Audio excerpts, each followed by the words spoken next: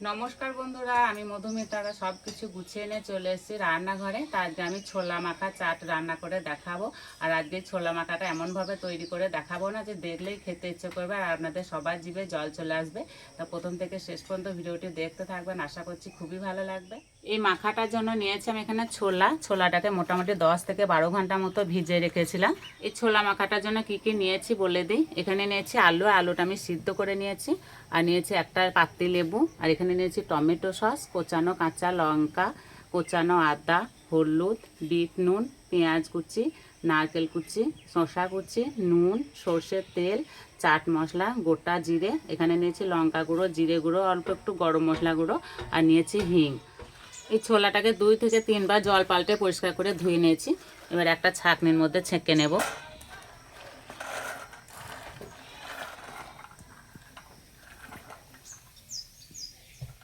উনান জেলে কড়াইটা বসিয়ে দিয়েছি। কড়াইয়ের মধ্যে দেব ছোলা,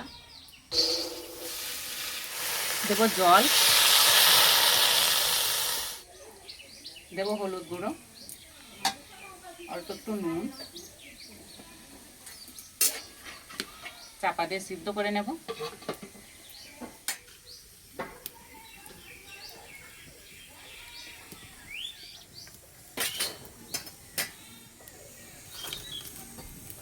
একটু বেশিক্ষণ সময় ধরে ছোলাগুলো ভিজে রেখেছিলাম, সেই জন্য সিদ্ধ হতে বেশি সময় লাগবে না। এই যে সিদ্ধ হয়ে গেছে, এবার নামিয়ে দেব।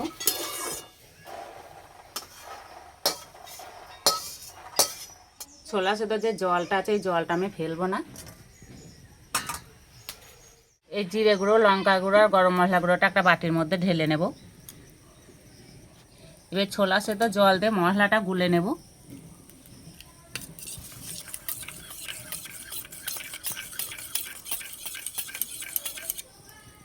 কড়াই দেব সর্ষের তেল, গোটা জিরে, কোচানো আদা, অল্প একটু হিং,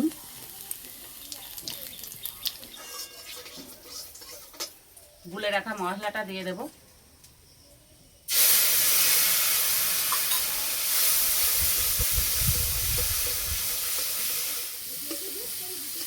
মশলা কষানো হয়ে গেছে, মশলা থেকে তেল ছেড়ে গেছে।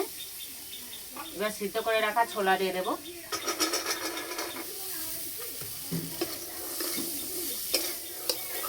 বাটিতে ছোলা সেদ্ধ জলটা আছে, জলটা দিয়ে দেব।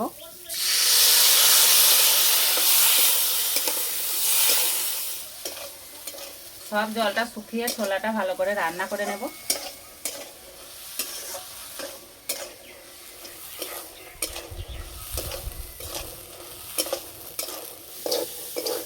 আর জল নেই, একটা ঝরঝরে ভাব হয়ে গেছে।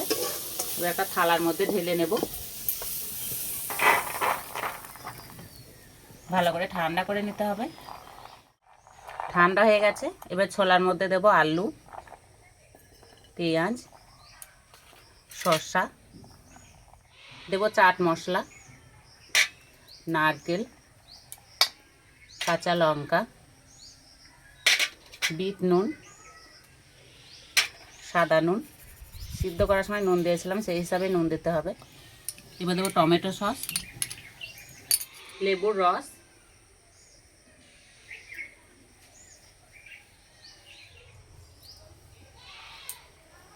সব কিছু একসঙ্গে ভালো করে মেখে নেব।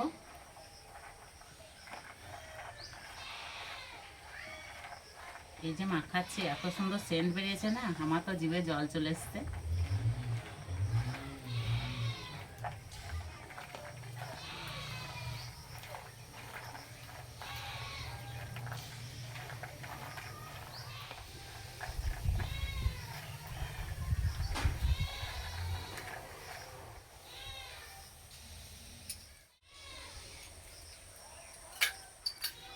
একটা প্লেটের মধ্যে ঢেলে নেব।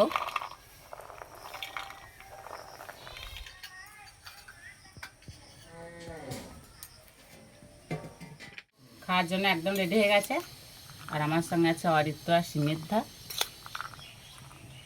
নাও অরিত্র নাও।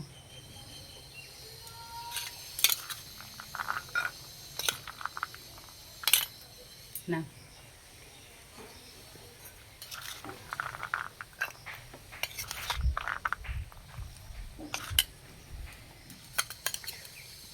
এত সুন্দর সেন্ট বেরিয়েছে না।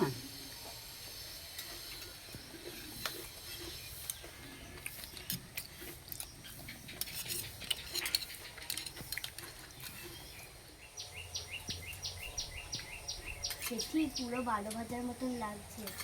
তাই আমাদের পাড়াতে এরকম ছোলার চাট তৈরি করে বেচতে আসে, ঠিক ওই রকমই লাগছে, খেতে দারুণ লাগছে।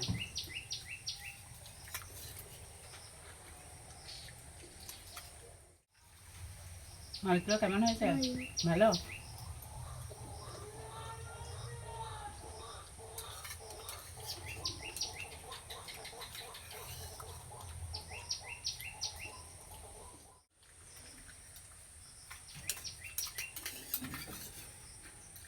সন্ধ্যের আড্ডায় যদি এরকম ছোলা মাখা চাট থাকে না, পুরো জমে যাবে।